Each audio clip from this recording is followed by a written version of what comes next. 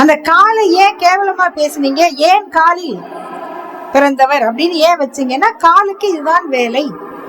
கால் எப்படி இழிவானதாகும்? இவ்வளவு பெரிய உடம்பை தாங்குகிற கால், சும்மா ஒரு சுகர் வந்துருச்சு, ஒரு விரலை வெட்டின உடனே தெரியுது கால் எப்படின்னு. அது எப்படி அந்த கால் இழிவானதாகும்? அந்த உடலின் பகுதி எப்படி இழிவானதாகும்? அது எதற்கு பயன்பட்டது?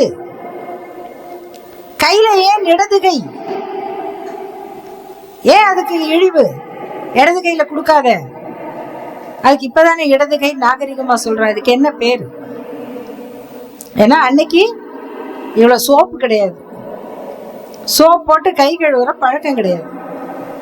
அதனால இடது கையை பல வேலைகளுக்கு ஒதுக்கி வச்சாங்க, அவ்வளவுதான்.